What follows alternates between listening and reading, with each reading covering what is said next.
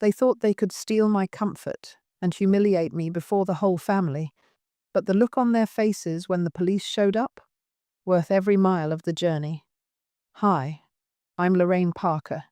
I'm 68 years old, retired after 38 years of teaching, and this story, well, let's just say, I never imagined my trip to my niece's wedding would start with fraud charges. Before I begin, tell me, where are you watching from today? I love hearing where my stories travel. I'd been counting down the days to this trip for months. Santorini, my niece Lila was getting married there, in a cliffside chapel surrounded by endless blue sea and whitewashed stone.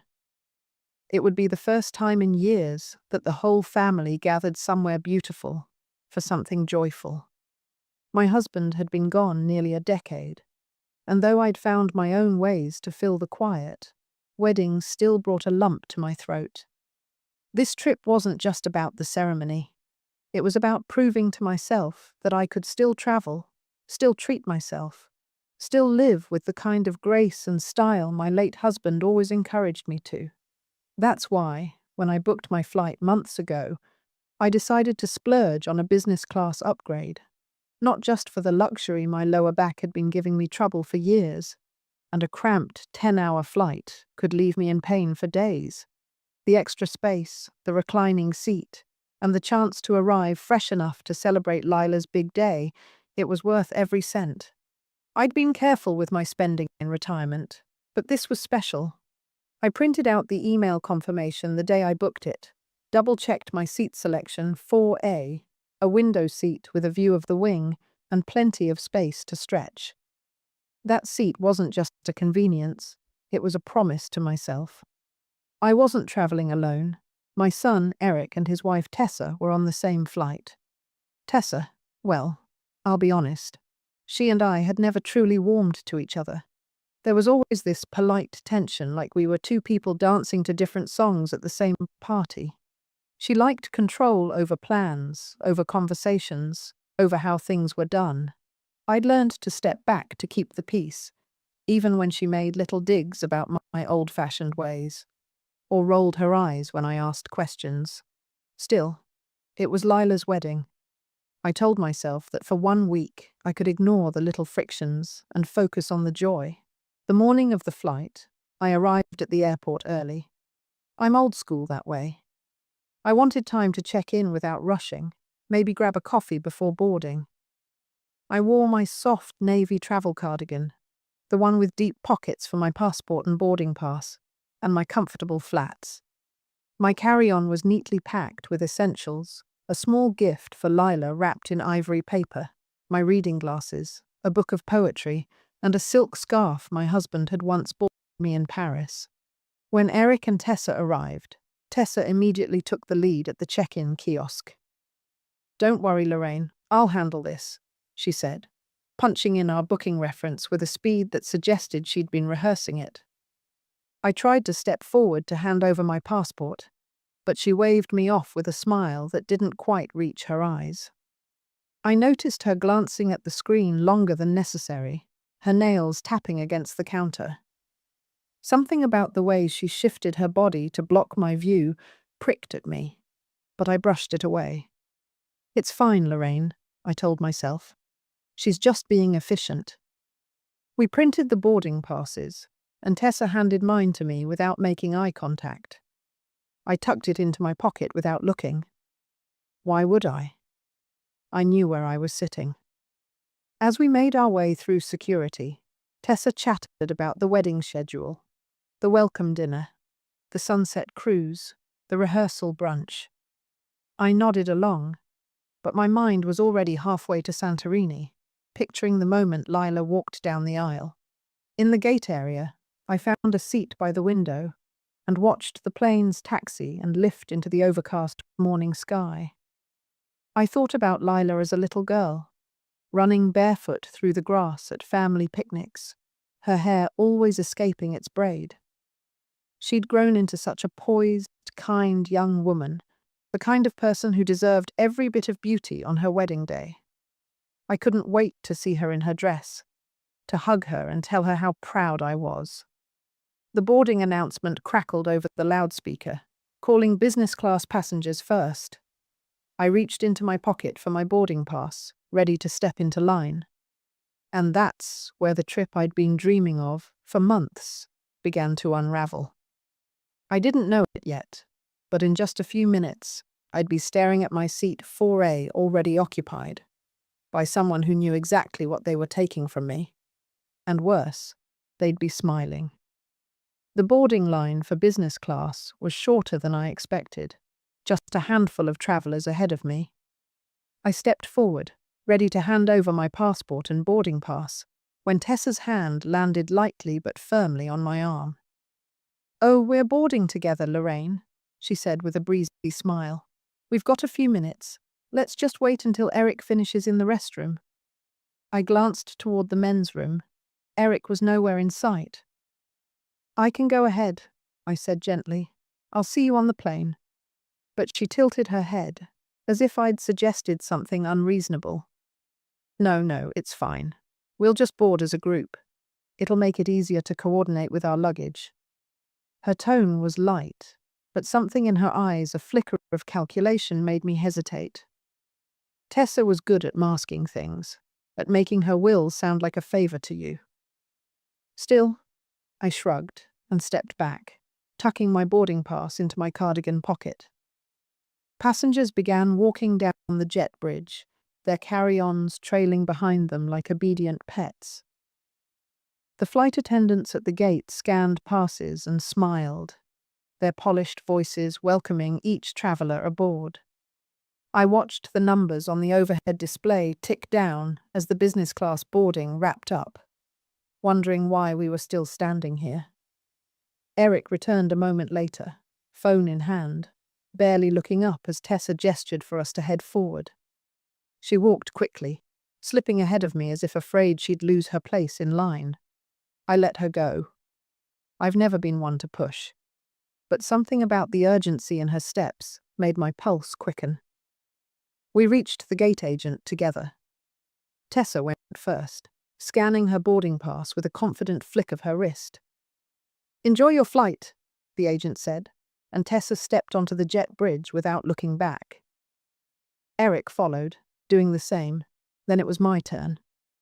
The gate agent scanned my pass and frowned. Just a moment, ma'am." She tapped at her screen, eyes narrowing. "Your seat is 38C? My stomach gave a strange lurch. "No, it should be 4A business class. I paid for the upgrade months ago." The agent glanced at me, then back at her screen. "I'm sorry, ma'am, but your boarding pass says 38C economy." It was a moment I'd later replay in my mind over and over, the way the agent's polite, slightly puzzled tone contrasted with the roar of disbelief in my head. I reached into my bag for the printed confirmation, but before I could speak, a burst of laughter carried back from the jet bridge. I looked up in time to see Tessa, my seat's location visible in bold on her pass as she shifted it in her hand, turning to say something to Eric. She stepped just out of sight, but I caught the faint glimmer of a champagne flute through the open door of the plane. My seat. My champagne. "Is there some kind of mistake?" I asked, forcing my voice to stay calm. The agent's fingers tapped over the keys again. "It looks like the seat was reassigned earlier today. I can have someone check on it if you'd like, but boarding is nearly complete." I stood there, the overhead screen announcing final call for business class passengers, my grip tightening on the paper boarding pass until the edges curled under my fingers. My heart wasn't just pounding from anger, it was the sting of realization. This wasn't an accident. This was planned. The agent's eyes softened, as if she could see the hurt flashing across my face. "Do you want to take your economy seat so we can depart on time, and we can follow up afterward?" I drew in a breath, steady and deliberate. "No," I said, my voice firmer than I expected. "I'd like you to check on it now." She nodded, picking up her phone to call someone on board. Behind me, a couple of passengers shuffled impatiently, their carry-ons bumping against their legs. I stepped aside to let them pass, my mind spinning. Tessa had handled the booking kiosk that morning. She'd blocked my view of the screen. She'd insisted we board together. No, she'd stalled me until she and Eric could get through first. I could almost hear her voice from months past, when I'd once mentioned treating myself. "Oh, Lorraine, you don't need all that. You're fine in the back." No, not this time. I didn't know exactly how she'd done it, but I knew one thing: she'd taken what was mine, and she was counting on me to sigh, accept it, and let it go. But I've been underestimated before, and I've learned there's nothing more dangerous than someone who's been patient for too long. I watched the gate agent speaking quietly into the phone, my pulse steadying. I wasn't going to make a scene, not yet. But the game had already shifted in my mind. This wasn't just about a seat anymore. It was about dignity. The gate agent hung up the phone and offered me a polite but apologetic smile. "They've confirmed your original seat, 4A, is now occupied. The passenger is listed under a different name, but the booking was changed under your reservation code." Her voice was steady, but the words landed like a slap. Changed. Under my reservation. That meant whoever was in my seat hadn't just lucked into it. They'd taken it with the exact details only someone close to me could have known. "I'd like to know who authorized that," I said, keeping my tone measured. The agent hesitated, her eyes flicking briefly to the jet bridge before leaning closer. "Ma'am, I can't give out another passenger's information, but I can tell you that the change was made at the kiosk this morning." The kiosk. My mind replayed the moment Tessa blocking my view with her perfectly coiffed hair, tapping at the screen like she owned it. My gut tightened. "I understand," I told the agent, though my voice was heavier now, steel beneath the softness. "Would you like me to escort you to your current seat so we can depart?" she asked, gesturing toward the economy line. I almost laughed. Go quietly. Shuffle to the back like a problem to be moved aside. "No, not yet. I'll board," I said, "but I'd like to take a look at business class first." She hesitated again, then handed back my boarding pass. Of course. I walked down the jet bridge, the hum of the air conditioning loud in my ears.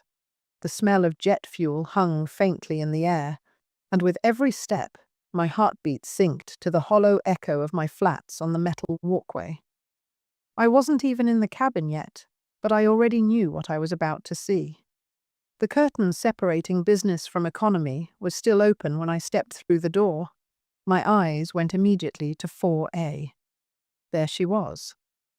Tessa sat angled toward the aisle, her hair perfectly smooth, a flute of champagne in her hand.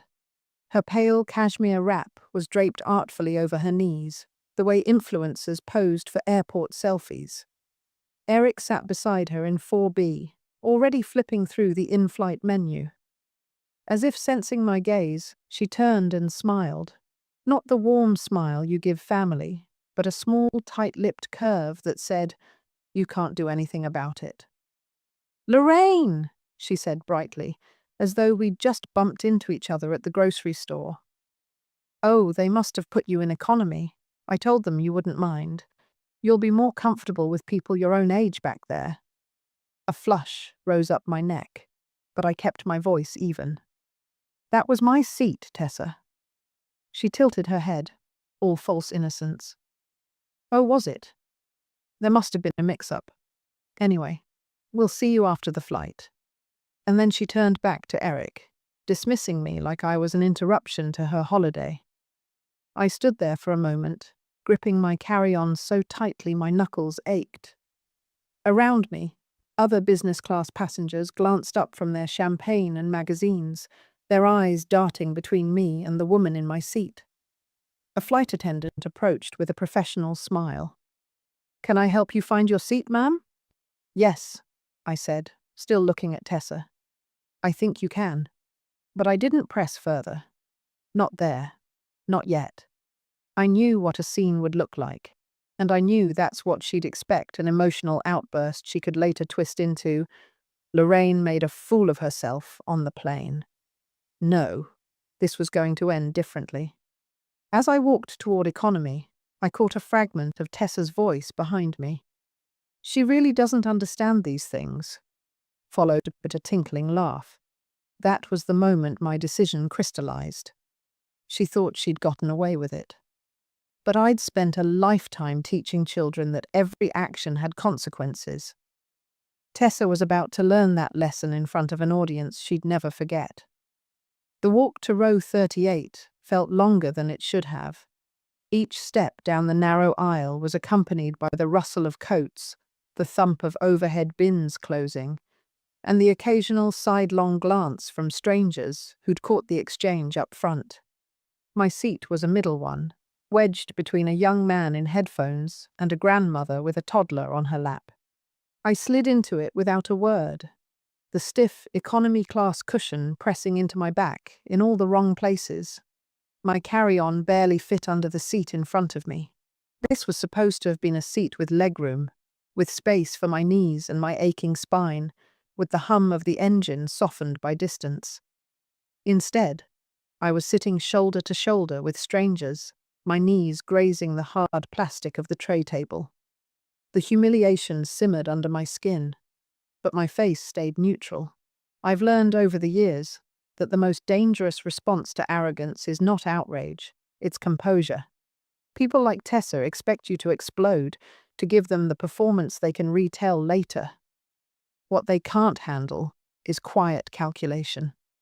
I slid my hand into my cardigan pocket and felt the crisp edge of my printed upgrade confirmation. Still there. Still proof. I pulled out my phone and, shielding the screen from my seatmates, opened the airline's app. My booking still showed the original seat assignment. Crossed out. Replaced with the economy code. No explanation. Just gone. I took a steadying breath and opened the airline's customer service line. A polite, automated voice thanked me for calling and warned of extended wait times. I put in my frequent flyer number. It didn't take long. Within 3 minutes, a live agent picked up. "This is Alan from the airline fraud department. How may I assist you today?" "Hello, Alan," I said evenly. "My name is Lorraine Parker. I paid for a business class upgrade seat 4A on flight 726 to Athens. When I boarded, I found someone else sitting in my seat. The booking change was unauthorized, and I'd like to report it as fraud." Alan's tone shifted almost imperceptibly, growing sharper, more alert. "Do you have proof of purchase for the upgrade?" "Yes," I said, sliding the printed confirmation onto my lap. "I have the email confirmation, the charge on my card, and my original boarding pass showing 4A before it was reprinted this morning." "Who handled your check-in?" I kept my answer simple. "A family member traveling with me. I suspect they used my reservation code to change the seat to themselves." He paused, the faint click of keys in the background. "I see the seat change was made at 8:42 a.m. at the kiosk in Terminal C, the same time your check-in occurred. This was absolutely unauthorized. Please stay on the line, Miss Parker. I'll need to coordinate with our ground security team and the airport police." I leaned back, my lips pressing into a thin line. The young man next to me was scrolling on his phone, oblivious. The grandmother to my right was cooing softly to the toddler. It was an oddly calm pocket of the plane, and I was glad for it. My revenge would be precise. No raised voices, no angry theatrics. Just the truth, delivered with official weight. Alan came back on the line. "Ma'am, please remain seated until instructed. Security will meet you at the gate before departure to resolve this. Do not confront the other passenger directly." "Understood," I said. I ended the call and slid my phone back into my pocket. Out of habit, I glanced toward the front of the plane. Through the narrow slit in the drawn curtain, I could see the glow of business-class lighting, the glint of a glass in someone's hand. I imagined Tessa leaning back in my seat, confident she'd won her voice dripping with false sweetness later when she'd say, "Oh, Lorraine, you should have just relaxed. It's only a seat." But it wasn't only a seat, it was the principle. It was the knowledge that she'd decided, without hesitation, that her comfort mattered more than mine, that she could take what I'd earned and I'd simply accept it. Not this time. I folded my hands in my lap and waited. Outside the window, the tarmac was wet with morning rain, reflecting the blue and red lights of service vehicles. Passengers were still boarding, oblivious to the quiet storm gathering at the gate. I knew, in just a few minutes, that curtain up front would part, and when it did, Tessa's world and her smug little smile would change completely. The intercom overhead crackled with the usual pre-boarding chatter, last calls for passengers, reminders to stow carry-ons, but then I noticed a slight change in tone from the gate agent's voice. It wasn't the cheerful efficiency from earlier, it was lower, more clipped. I kept my eyes forward, but my ears tuned in. "Ladies and gentlemen, we'll be pausing boarding momentarily for a security matter. Please remain seated." There it was. A few rows ahead, someone muttered, "What's going on?" A businessman across the aisle glanced toward the front, his phone angled slightly as though ready to film if something happened. I sat still, my hands resting on the printed confirmation in my lap, my heart beating steady and calm. It didn't take long. The curtain at the front parted, and two uniformed airport police officers stepped into the cabin. One was tall and broad-shouldered, the other lean with quick eyes that scanned the rows like a spotlight. Behind them, the head gate agent followed, holding a tablet. They moved with a quiet authority, no rush, no raised voices. But every step told the passengers this wasn't a small matter. They stopped at 4A. "Ma'am," the taller officer began, "we need to verify your ticket and identification, please." Eric shifted in his seat beside her. "Is there a problem?" The gate agent's voice was polite, but her words carried just enough volume for nearby passengers and me to hear. "We have a report that this seat was fraudulently reassigned from another paying passenger's booking. The change occurred without authorization this morning. I saw it then, the faint flicker in Tessa's expression. The moment she realized this wasn't going to be brushed off with a laugh. "I think you've made a mistake," she said smoothly, handing over her boarding pass. "This was printed at the kiosk. We're all family here." "Yes," the lean officer replied evenly, "and that's part of the issue." The businessman across from them had already angled his phone toward the aisle. In economy, a murmur rippled down the rows. I heard the words "fraud" and "stolen seat" drift back to me. The taller officer continued, "Ma'am, please collect your belongings. We'll need to speak with you and your travel companion off the aircraft." Eric's voice rose a notch. "Is this really necessary? We're going to a wedding." The officer didn't waver. "Sir, we need you to step off the plane now." The sound of the overhead bin clicking open was oddly loud in the stillness. A flight attendant reached up to retrieve their carry-ons, placing them in the officer's hands. Tessa glanced over her shoulder then, and for the first time since this morning, her eyes met mine. No smile now, just a thin, tight line of disbelief and something else. Fear. I didn't move. I didn't need to. Passengers leaned toward the aisle as the officers led them forward, Eric muttering under his breath, Tessa keeping her gaze low. The businessman's phone tracked them the entire way. The moment they stepped off, the gate agent turned toward the rear of the cabin. "Miss Lorraine Parker?" I stood, smoothing the front of my cardigan. "Yes." She gestured toward the front. "Your seat has been restored. Let me help you with your bag." As I walked past the curious faces, I caught snippets. That was her seat. She handled it so well. Imagine doing that to family. I didn't respond. I didn't need to. Every step toward 4A felt like reclaiming more than just a seat. When I reached the business class cabin, the flight attendant was waiting with a warm smile. "Welcome aboard, Miss Parker. Can I get you some champagne before we depart? Yes, I said, settling into my rightful place by the window. Yes, you can. The flute was cool in my hand, the bubbles catching the overhead light. Outside, through the oval window, I saw the officers still speaking to Tessa and Eric at the gate, their luggage sitting to the side like unclaimed evidence.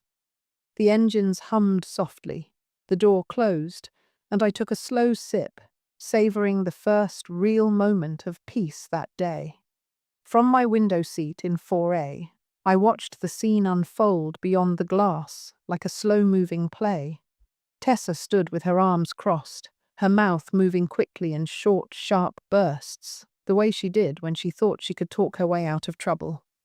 Eric was beside her, rubbing the back of his neck, his gaze darting between the officers and the gate counter, as though searching for an escape hatch.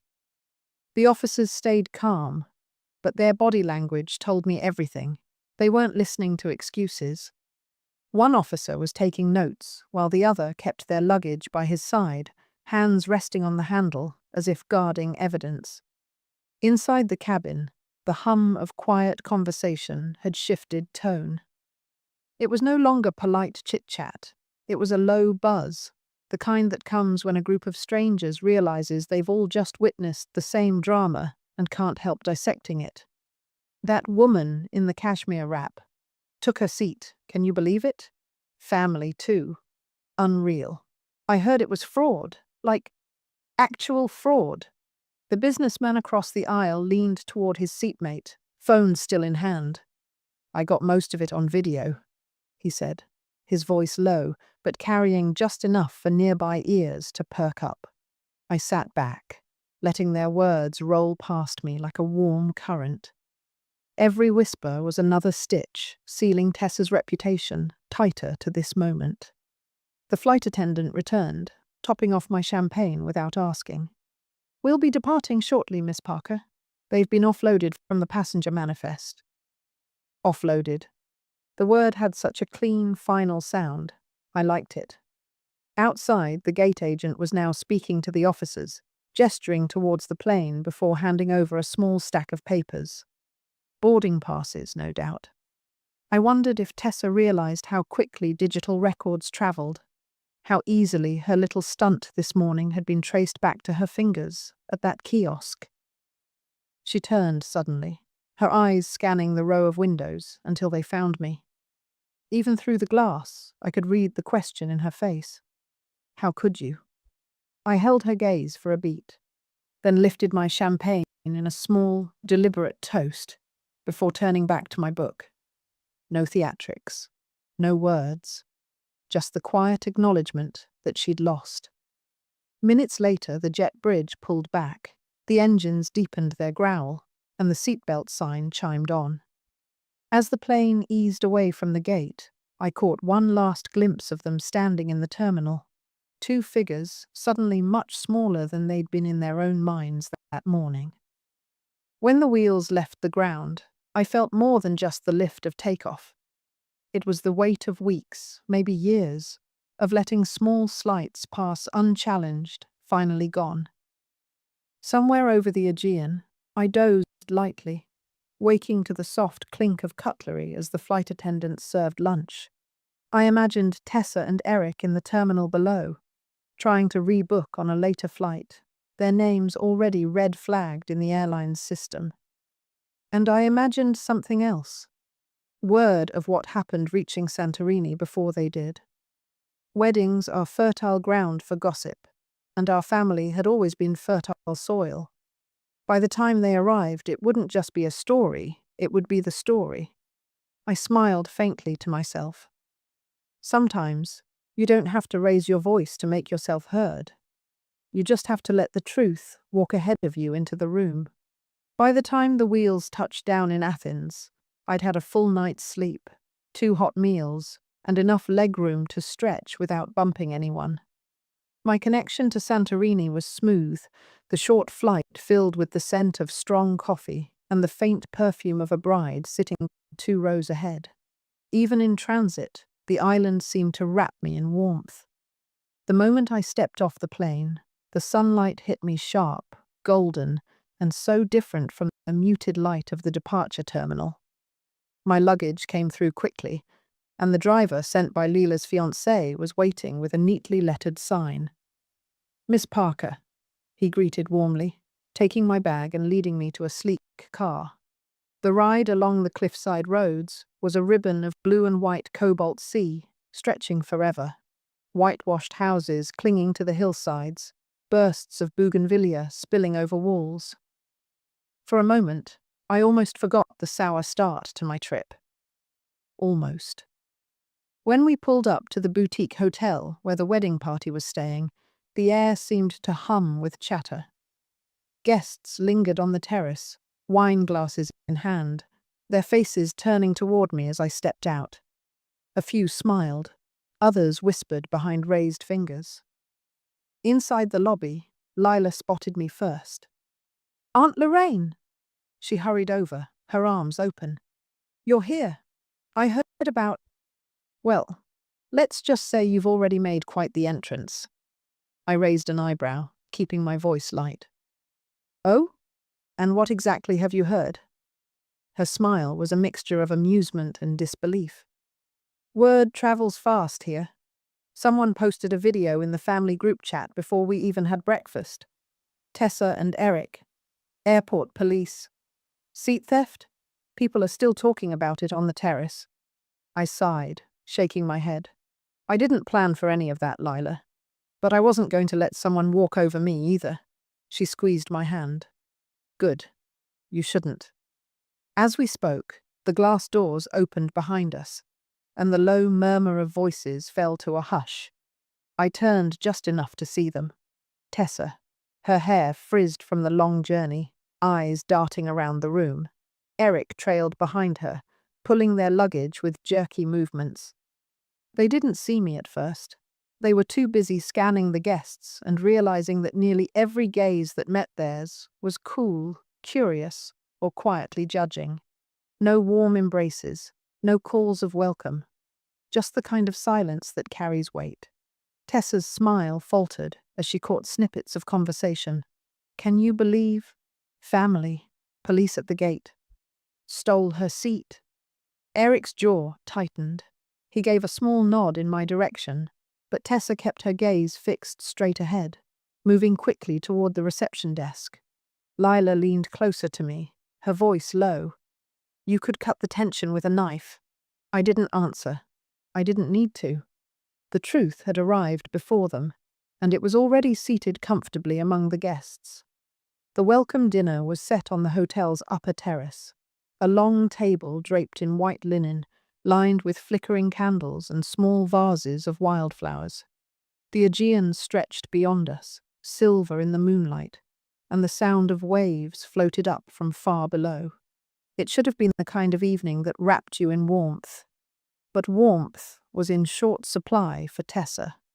Guests were already seated when she and Eric arrived, their silhouettes framed by the terrace lights. She wore a pale silk dress, the kind that usually drew compliments, but tonight the fabric seemed to do her no favors. Heads turned toward her, but not with admiration, more with the kind of quiet appraisal people give when they've heard a story and want to see if the subject looks guilty. Lila's fiancé, Dimitri, stood to greet them, polite but reserved. "Welcome," he said, gesturing to two empty seats not at the center, where close family usually sat, but near the far end of the table, beside distant cousins they barely knew. Tessa hesitated. "Oh, I thought we'd be closer to Lila." Her voice had that brittle edge I recognized from years of forced pleasantries. Dimitri's smile didn't falter. "We wanted to make sure everyone had a chance to meet new people. You'll enjoy it." Then he turned away to refill a guest's wine glass. I sipped my water, watching the flush rise along her cheekbones as she took her seat. Eric muttered something to her, but she kept her eyes on the table, smoothing her napkin in short, jerky movements. The conversations flowed easily elsewhere. Travel stories, childhood memories, gentle teasing about Lila's pre-wedding nerves. Every so often, a guest would glance toward Tessa, lean to their neighbor, and whisper, One of the cousins at her table gestured vaguely toward me, and I caught a snatch of their voice. That's her, the one whose seat, before they lowered their tone again. I didn't gloat. I didn't need to. The social gravity was doing all the work for me. Midway through the meal, Dimitri's father stood to make a toast. He thanked everyone for traveling such distances, acknowledged the beauty of Santorini, and then almost casually added, "And let us also appreciate kindness and respect among family, even in the small things."